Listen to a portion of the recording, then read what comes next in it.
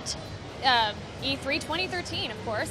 If you missed any of our awesome segments, pay a visit to the schedule at e3.ign.com. It's like a library of live show segments. Up now, we're going to have a look at WarFrame, so take a look at that.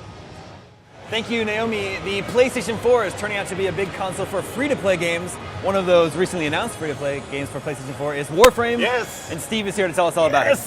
Yes. WarFrame is a Space Ninja game. That's all we say. I'm done. I know. Good Drop to the go. mic. I'm on board. Yep. Let's go. Drop the mic. We're showing some PlayStation 4 gameplay footage that I brought along. It is inspired by Left 4 Dead co-op experiences. A lot of our players say that it kind of reminds them of Mass Effect 3 multiplayer meets Ninja Gaiden. Okay. So players are Tenno. They wear these crazy exo armors that give them crazy powers. There's wall running, there's sliding, there's melee combos, all set in this kind of persistent, evolving universe. We have players who feel like it scratches kind of a Phantasy Star Online itch for them.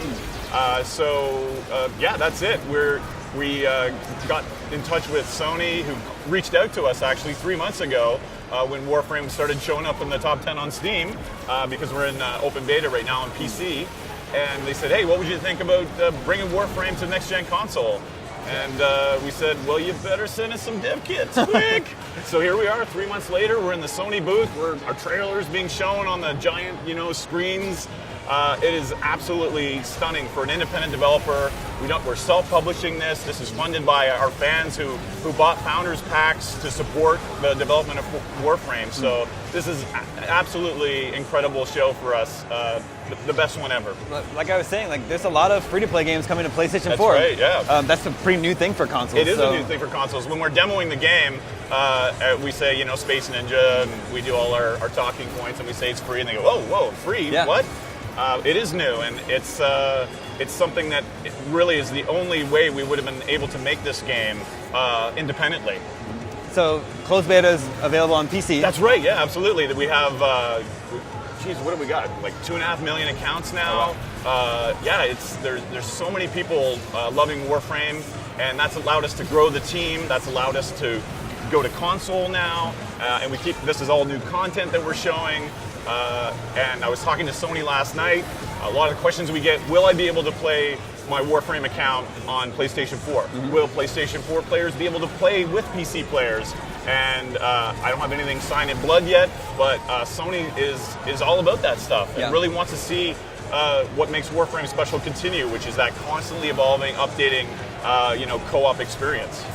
So give us the developer's perspective on the PlayStation 4. Oh man, you like the console? Yeah. So my title is creative director. They keep giving me cooler titles instead of a raise, but I'm a programmer originally. So I know, I speak for the programming team when I say it's a dream to work for. It's a dream to work with. I mean, the architecture is amazing. The unified memory is incredible, and it allows us to do general purpose threading. And I'll get way too geeky. The GPU is absolutely kick-ass. We're running a 1080p over at the booth, and that's just after 3 months with hands-on the kit. So we love it.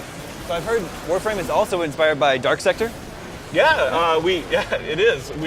We tried last gen. Right, I guess that was called next gen for quite a while. But we were developing a crazy manga, sci-fi, Canadian manga game, and we were pitching it to be on Xbox 360 and so on. And there was this little game called Call of something, and it was set in World War II. And I think I've heard of it. I don't know. I vaguely remember it. Publishers didn't want to take a chance on the wacky, manga sci-fi that we have. So this time we've done it through free-to-play. Has allowed us to actually self-publish it, have the players support it, and it's kind of come full circle for us. And this is like a passion project. It's sort of built with fans and directly through us. It's a cooperative game, right? It is a cooperative game. When we started the game and said we're going to make a free-to-play game, a lot of people said we were crazy not to make it PvP.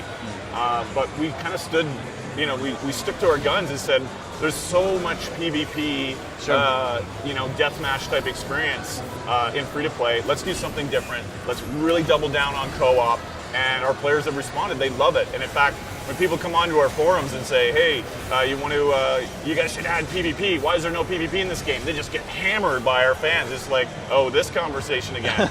Now, there is a little bit of competitive elements that we're introducing. We have world events where clans kind of compete, and we run rankings for those things. And what we just added to the game that also works on the PlayStation 4 is dojo building. So players can cooperate and design and build their own dojo, and the elevator goes here and this room goes here. And within that, they can build, kind of like the Matrix, they can build like a sparring room where you can wall run and practice all your stuff against one another. But it remains a PvE co-op focused game. So more in the spirit of Borderlands. That's the magic word right totally, there. yeah. More in the spirit. We love Borderlands. We love Left 4 Dead. So free-to-play model, what can you do for free and what do you have to pay for? Right, so our fans have been this is our first free-to-play game. We made tons of horrendous mistakes that they absolutely devastated us for, but there are no paywalls in this game. I was just doing an interview for some press in Japan who said, are you guys doing okay? You give everything away for free. Are you going to be okay? And we are doing well because the players support and see the growth of the game as a result of that. But there's no paywalls in the game. We have a crafting system in the game, so if you want to get something quick, then you can pay and support the game's development. If you want to grind it out and fight the bosses and collect the components, then you can get everything in the game for free.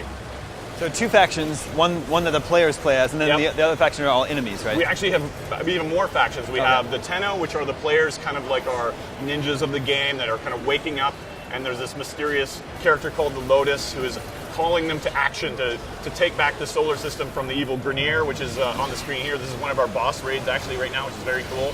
He's using a new weapon called the bow. He's using all the crazy abilities with the invisibility. You can see there's tons of melee in the game as well, which players really love. And then we have the Corpus, which are the robotic faction, and then we have the Infested, which is this kind of biological disease that's spreading in the solar system. It seems very fast-paced. It is fast-paced. You know, we have players that come in, they see the third person, and they're, oh, is there a cover system in this game? And what we chose to do differently for this game is there's wall running and knee sliding and melee combos that come off the walls.